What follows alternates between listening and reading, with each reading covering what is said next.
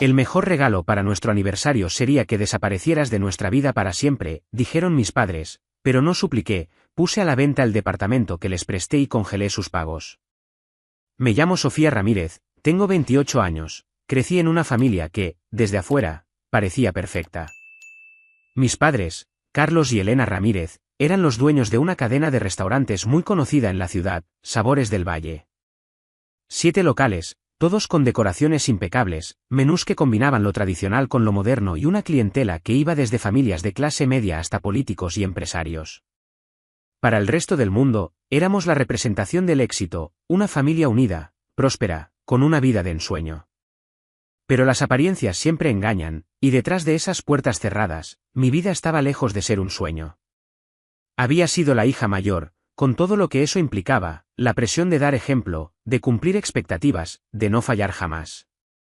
Mi hermano menor, Diego, nació 3 años después de mí, y desde el instante en que llegó, supe que sería el favorito. No era algo que mis padres dijeran abiertamente, pero tampoco hacía falta.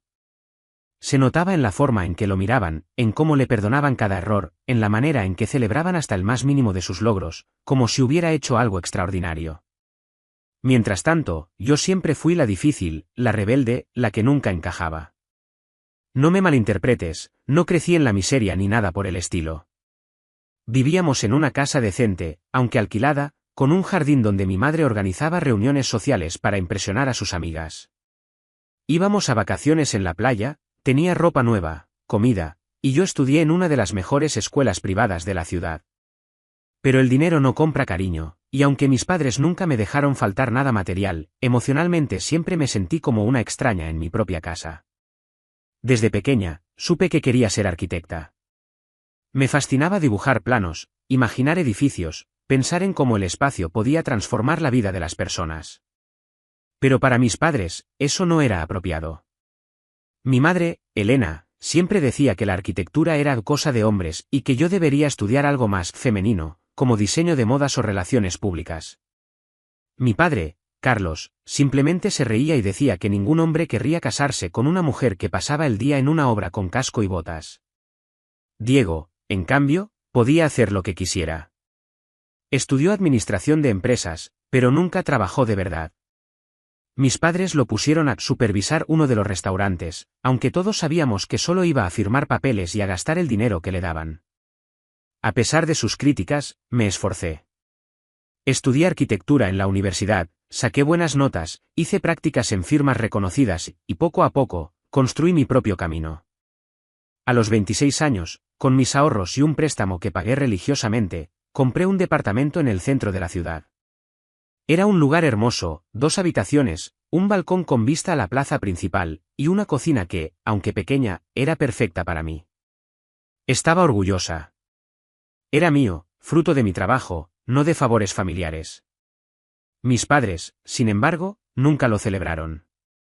Cuando les conté, mi madre levantó una ceja y dijo, ¿y para qué quieres un departamento si no tienes esposo ni hijos?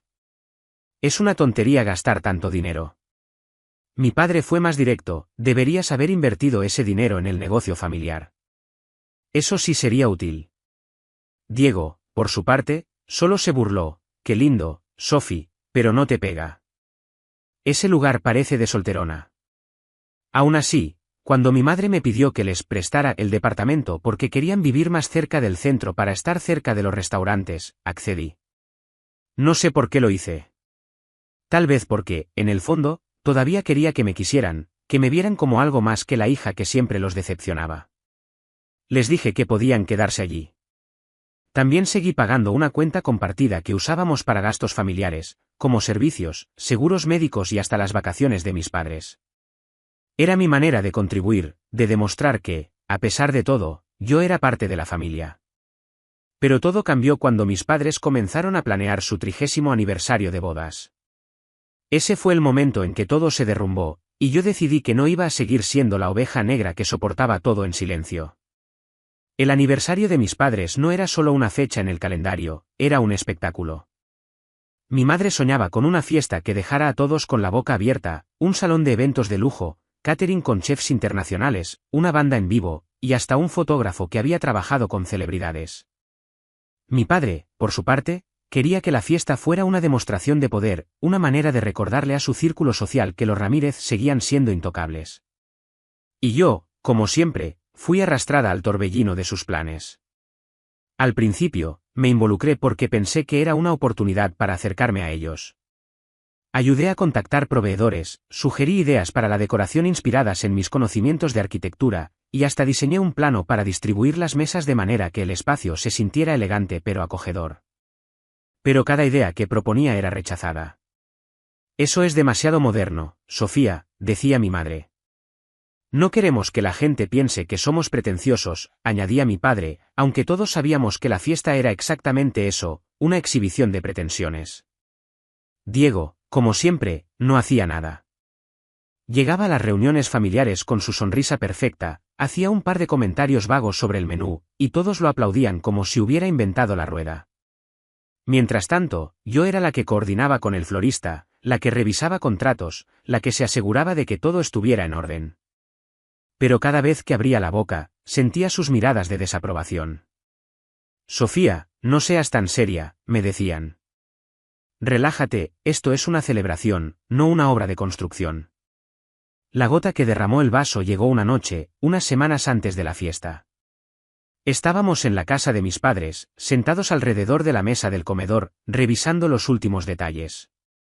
Diego estaba allí, por supuesto, hablando de cómo había convencido a un amigo suyo para que trajera un DJ famoso.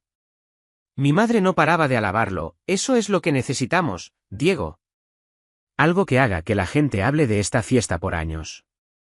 Yo, en cambio, estaba tratando de explicar por qué era mejor ajustar el presupuesto para evitar gastos innecesarios, como un espectáculo de fuegos artificiales que costaba una fortuna.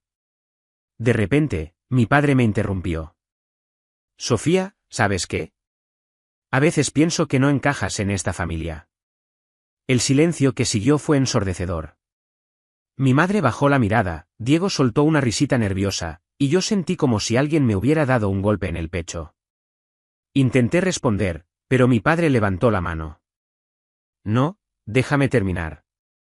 Todo esto, dijo, señalando los papeles y planos sobre la mesa, es una molestia. Siempre estás cuestionando, siempre estás complicando las cosas. Esta fiesta es para nosotros, para celebrar nuestra vida juntos, y tú solo traes problemas. Mi madre, que rara vez contradecía a mi padre, asintió. Sofía, querida, no te lo tomes a mal, pero a veces siento que tu actitud nos roba la alegría. Diego sabe cómo hacer las cosas sin tanto drama. Tal vez sería mejor si te alejaras un poco. No supe qué decir. Sentí las lágrimas quemándome los ojos, pero me las tragué. Entonces, mi padre soltó la bomba final, mira, Sofía, si de verdad quieres hacernos un regalo por nuestro aniversario, el mejor regalo sería que desaparecieras de nuestra vida para siempre. Así, todos estaríamos más tranquilos. Diego puede encargarse de todo. Diego no dijo nada. Solo me miró con esa expresión que siempre usaba, una mezcla de lástima y superioridad. Y en ese momento, algo dentro de mí se rompió. No era tristeza, no era dolor. Era furia. Una furia fría, calculadora, que me hizo darme cuenta de que ya no iba a seguir rogando por su amor. Cuando llegué a mi apartamento, no lloré. Me senté en el sofá, encendí mi laptop y comencé a planear. Si mis padres querían que desapareciera, lo haría, pero no como ellos esperaban. No iba a suplicar, no iba a rogarles que me quisieran. Iba a hacer que se arrepintieran de haberme tratado como si no valiera nada. Lo primero que hice fue contactar a Laura Mendoza, mi abogada y amiga desde la universidad.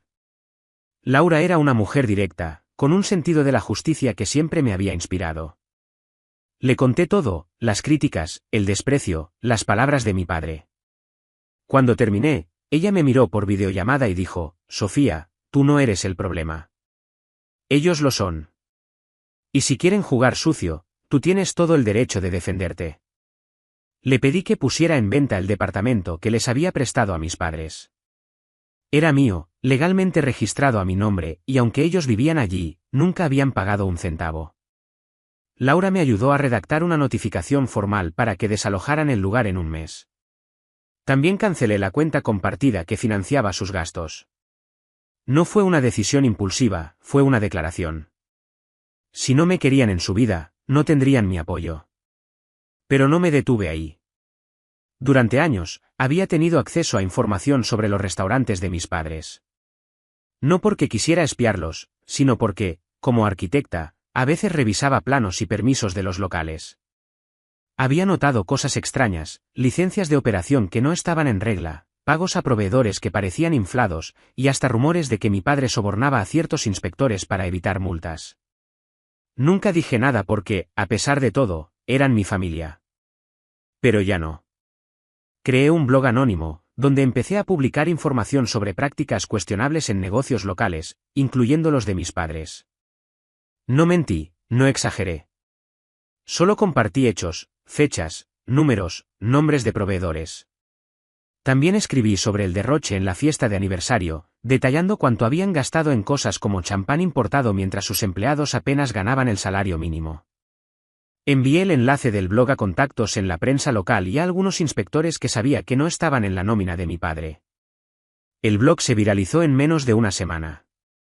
La gente comenzó a hablar, los medios locales publicaron notas, y las redes sociales estallaron con comentarios sobre el restaurante de mis padres. Los clientes dejaron de ir, los proveedores exigieron pagos atrasados, y las autoridades iniciaron una investigación.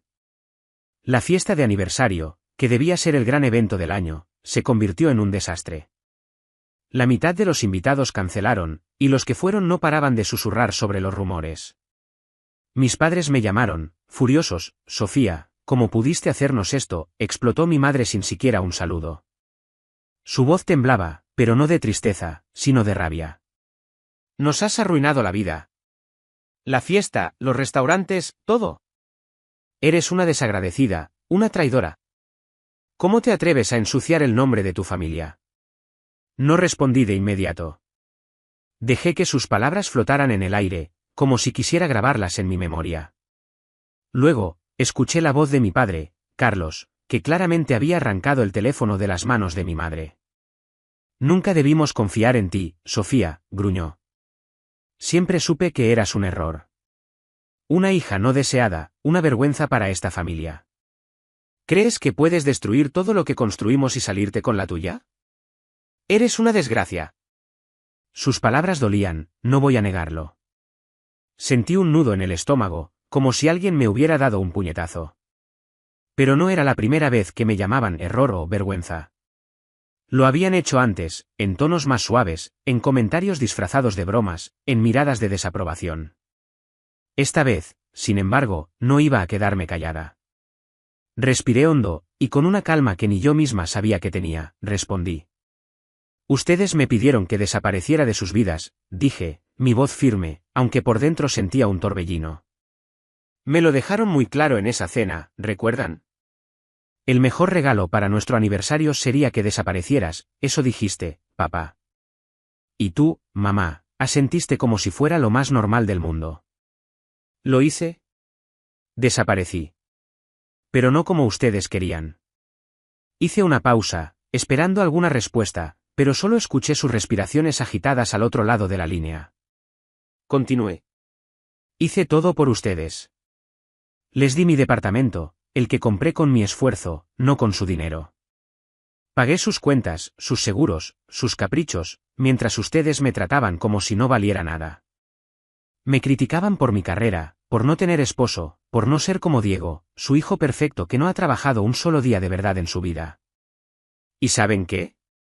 Me cansé.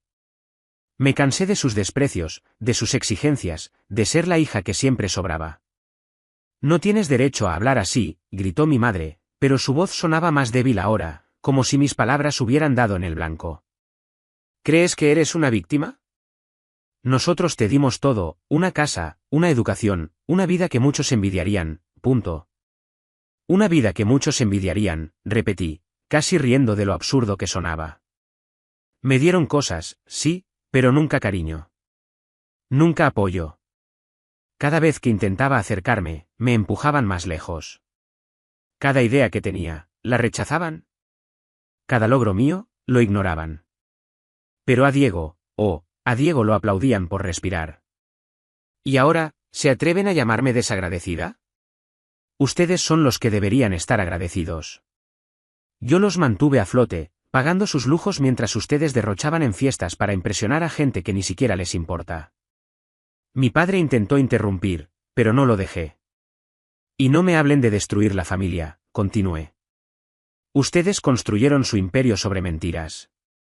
Licencias falsas, proveedores estafados, empleados mal pagados. Yo solo dejé que el mundo viera lo que ustedes escondían. Si sus restaurantes están cayendo, no es mi culpa. Es la consecuencia de sus propias decisiones. Yo solo dejé de protegerlos. El silencio al otro lado fue absoluto. Por un momento, pensé que habían colgado, pero entonces escuché a mi madre sollozar. ¿Cómo puedes ser tan cruel, Sofía? Somos tus padres, murmuró. Cruel, respondí, mi voz ahora más fría que nunca. Cruel fue decirme que no encajo en esta familia. Cruel fue pedirme que desapareciera como si fuera un estorbo. Cruel fue hacerme sentir que nunca fui suficiente. ¿Pero saben qué? Ya no me importa. Vendí el departamento, cancelé la cuenta compartida, y me aseguré de que enfrenten las consecuencias de sus actos. Si eso los hace pensar que soy una traidora, que así sea. Pero no voy a seguir siendo su tonta. Colgué sin esperar respuesta. Mi corazón latía con fuerza, pero no era miedo ni tristeza. Era alivio. Por primera vez, había dicho todo lo que llevaba años guardando. No hubo gritos ni lágrimas de mi parte, solo una certeza, había hecho lo correcto. Esa misma semana, el departamento se vendió por un buen precio. Usé el dinero para pagar la deuda que aún tenía y compré un nuevo lugar, más pequeño, pero completamente mío. Un espacio donde nadie me juzgaba, donde podía ser yo misma. Cancelé la cuenta compartida definitivamente, y supe que mis padres tuvieron que mudarse a una casa modesta en las afueras, lejos de la vida de lujo que tanto presumían. La cadena de restaurantes, Sabores del Valle, se tambaleó. 2 locales cerraron, y los demás apenas sobreviven, atrapados en deudas y escándalos. Hoy, mientras escribo esto, no siento culpa. Hay una rabia que aún quema, pero también una satisfacción profunda, como si me hubiera quitado un peso de encima. Hice lo que tenía que hacer para protegerme, para recuperar mi dignidad. No soy la villana de esta historia, aunque mis padres y Diego probablemente lo crean. Soy la mujer que decidió que no iba a seguir siendo invisible, que no iba a seguir cargando con el peso de sus desprecios. Corté todo contacto con ellos. No sé qué será de sus vidas, y por primera vez, no me importa. Tengo mi trabajo como arquitecta, mis amigos, mi pequeño apartamento con vistas a la ciudad. Y, sobre todo, tengo la certeza de que no necesito su aprobación para ser feliz. Si estás leyendo esto, tal vez entiendas lo que es sentirse rechazado por las personas que más deberían quererte. Tal vez hayas sentido esa furia que quema por dentro, pero también la fuerza que nace cuando decides decir basta. Espero que mi historia te inspire a encontrar tu propia libertad, porque, créeme, vale la pena. Actualización 1. Han pasado 8 meses desde que colgué el teléfono a mis padres, desde que dije las palabras que llevaba años conteniendo. La noticia de la quiebra de Sabores del Valle llegó hace unas semanas. No fue una sorpresa, pero sí un golpe final. Los titulares en los periódicos locales no se contuvieron. Cadena de restaurantes Ramírez se declara en bancarrota tras escándalos, decía uno.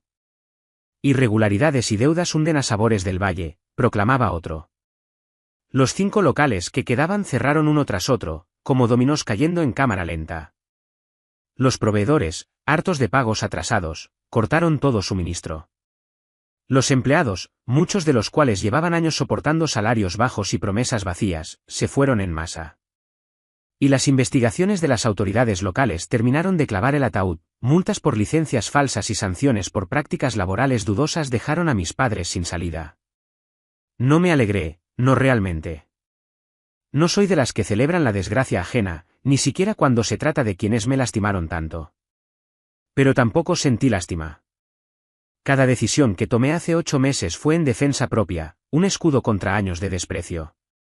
Ellos mismos cavaron su tumba, y yo solo dejé de tapar sus errores. Hace 2 semanas, mi teléfono volvió a sonar con un número que no esperaba volver a ver.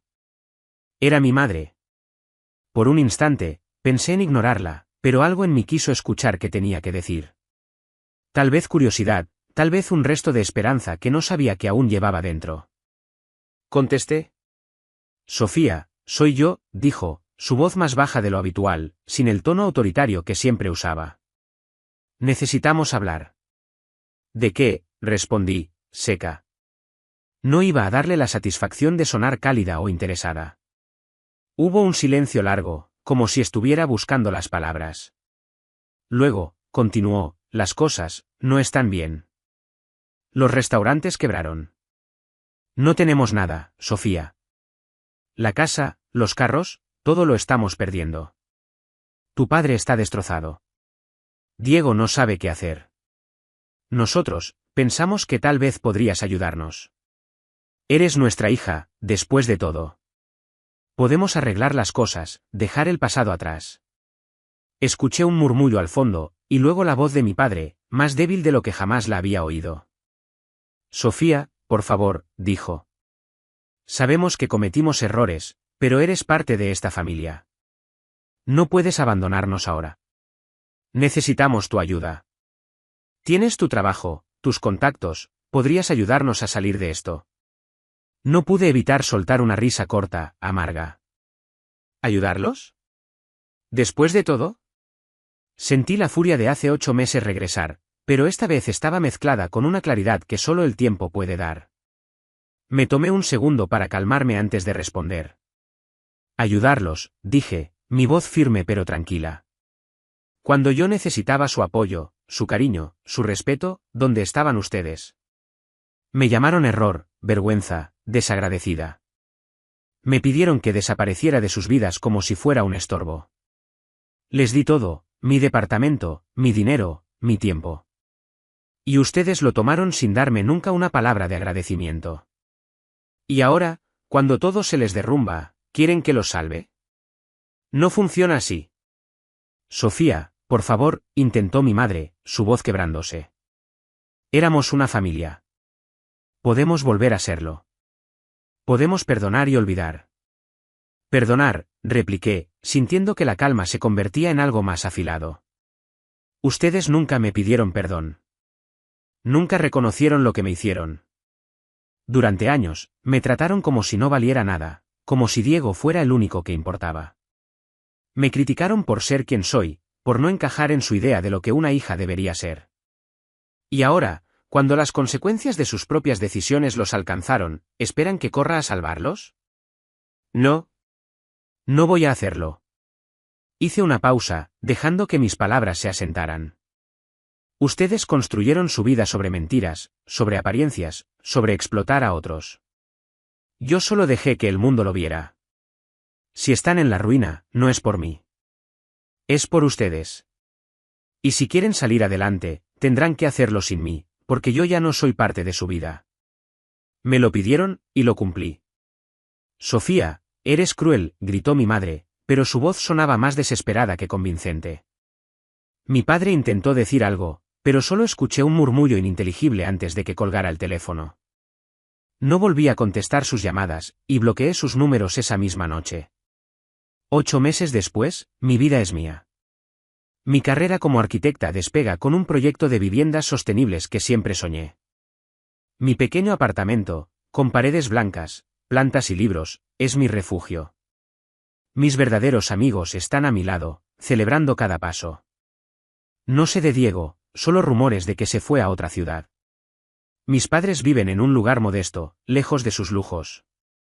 No los odio, pero no los necesito. Elegirme a mí misma fue difícil, pero necesario.